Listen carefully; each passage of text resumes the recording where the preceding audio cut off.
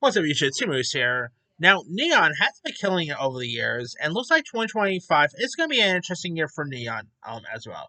Obviously, Neon's film Honor is most likely going to be a front runner for Best Picture, but it's going to be interesting, like other stuff that Neon has out here. Now, obviously, just like with the A24 one, Neon could always slip under the cracks and acquire something last minute. Like, there's obviously Sun that's coming up. Cons is also around the corner. Tiff and all. So obviously, I mean, Honora, didn't really get acquired by Neon until like its Cons film festival release. So there's that. But again, these are the movies that pretty much are obviously coming from Neon next year. So here are the films set for release by Neon in 2025. All right, the first film here we got Presence, which is of course the new Steven Soderbergh haunted house movie where a family discovers they are not alone when they move into a new house. And the trailer for alone looks very creepy here. I mean, Neon knows his way around the horror genre, and this looks pretty interesting. You got Lucy Liu is supposed to be in this, Julia Fox, so I'm in with this one. Hopefully, it could be good. All right. In February we got The Monkey, which stars Dio James and is from Longlegs director Oz Perkins.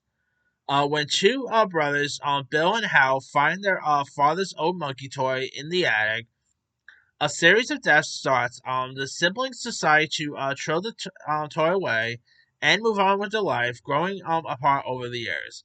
Now, of course, you got like Elijah Wood, Tatiana Maslany, and does look very creepy here. It looks pretty bloody too. So yeah, I mean, I thought Oz did a really great job with Long Legs, so I'm definitely interested in another horror film from him. All right, there's also The Life of Chuck coming out in May. Now, this is the new Mike Flanagan film based on a Stephen King story here, starring Tom Hiddleston, and it's about life affirming genre bending story about three chapters in the life of ordinary man named Charles Krantz. Now you got the likes of Mark Hamill, Matthew Lillard, uh, Chiwetel Ejiofor, Lauren Lavera from Terrifier fame. She's also supposed to be a part of this too. So got some intriguing cast members here, so it could be interesting. All right, now these are the films that don't have actual dates yet. We got Hell of a Summer, which is Finn Wolfhard, from Stranger Things fame. It's his new directing film. He's also doing the upcoming Idle Hands reboot, so there's that. Now this actually, as a fan of Friday the 13th, this one piques my interest. As the counselors are getting Camp Pineway Ray the night before the campers arrive, a mass killer begins killing the staff. A slasher movie, a slasher camp movie. Friday the 13th, Sleepaway Camp. You tell me that there's a new slasher movie set at a camp? Sign me up right there. So that definitely is going to pique my interest. There's also now this one I'm really looking forward to see is Shelby Oaks. Now the reason why I'm interested in this one is because it's the directorial debut by pretty much one of my favorite YouTubers and movie critics here, Chris Stuckman, who yeah, we don't I don't always agree with Chris most of the time with his reviews, but majority of the times I've always liked his review. I always appreciate his reviews and stuff. But this is actually his directorial debut here, which that piques my interest right there. When the documentarian uncovers a disturbing new lead, a woman's desperate search for her long lost sister falls into obsession. So yeah, I mean, you're supposed to have Keith David supposed to be in this. Definitely has a little bit of like a Blair Witch vibe just from the sound of it. But really interested to see like YouTubers now branching out into the directing space. Last year, of course, the directors of Talk to Me, came from the YouTube space. There's also Mark Pillar is also venturing into the directing space too. So, hey, hopefully, my channel will be next, but we'll see. All right, there's also Sentimental Value coming out, which is from the same director of The Worst Person in the World. I think this is what it's called. It stars Renette Renslave. Stellan Skarsgård, Elle Fanning. It follows Nora and her sister Agnes as they mourn the loss of their mother and adjust the return of their father Gustav. That could be interesting to check out. We got Splitsville, starring Dakota Johnson and Audrey Arjona. It's also from the director Michael Angelo Cavono, who did that film The Cliff a couple years back. Uh, oh no, not The Cliff, The Climb. My bad. When Ashley asks for a divorce, the good-natured Carrie runs into his friends Julie and Paul for support. Their secret to happiness is an open marriage. And I like Dakota Johnson, Madam Web aside. Jonah I really quite like, so hopefully this could be interesting. We got the film Emmanuel, which is a remake of a French film of the same name. This is supposed to have the likes of Naomi Millette, Naomi Watts, and it's an erotic drama here. In the search of a lost pleasure, Emmanuel flies to Hong Kong and meets a man who constantly eludes her here. So yeah, pretty much like an erotic based film here. Naomi Watts, I've always liked. So I don't know, that could be an interesting one.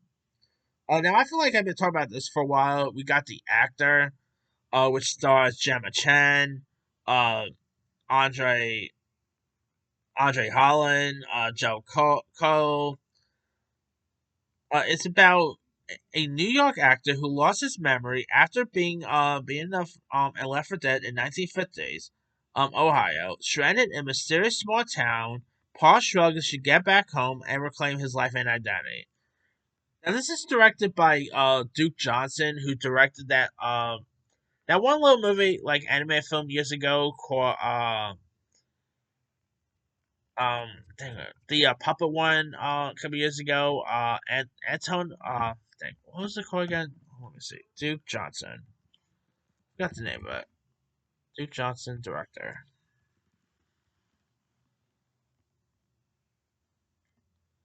Oh yeah, Anna Melissa. He did that. So I don't know. This is actually a film that I feel like been in the pipeline seems like forever. I mean, I think this thing was supposed to come out last year, then probably the following. Obviously, things happen and all, but maybe hopefully this movie actually finally gets out. If I had to guess, I could see it getting a concert release, like um having its premiere at the Cannes Film Festival in May, but I don't know, we'll see. All right, and last but not least, I'm not really sure if this is really gonna make it next year, but I'm holding out hopes. We got I Love Boosters, where a group of shoplifters take aim at a cutthroat fashion maven. This is directed by Boots Riley, who directed that little film a couple years ago. What's the name? The one with Lakeith Stanfield in it. So yeah, Sorry to Bother You, which is one of the most weirdest films I've ever seen. If you guys have not watched Sorry to Bother You with Lakeith Stanfield, Tessa Thompson, let's just say that movie is completely weird, but it's actually pretty interesting. And he's also obviously done music videos too. So, and this film here also has the likes of you got the likes of Kiki Palmer, Demi Moore, the aforementioned Lucky Stanfield, Will Poulter, Taylor Page, Isaac Gonzalez. I mean, the cast so far is great. I'm not 100% sure if this is really gonna make it next year. I mean, I believe they've already started shooting, but I don't know. We'll see. Now, there's others the off films that I'm not really sure is really gonna make it next year. Like there is supposed to be the sequel to It Follows with Micah Moreau. I'm not really sure if that's really gonna make it next year. They haven't even started shooting that thing yet. There's also another Micah Moreau film coming called The Bride that begins shooting in March, but I have a hard time imagining they're gonna rush out for 2025. So yeah, again, Neon Co always requires something under the blocks, like again, we got Cannes Film Festival coming out, Sundance. They could always require something out of nowhere. So, anyway, let me let you guys. What films from Neon are you interested in? Are you interested in Presence, Shelby Oaks, etc. Drop comments below. Don't forget to like, subscribe, hit that bell for notification. This is Hero Sign.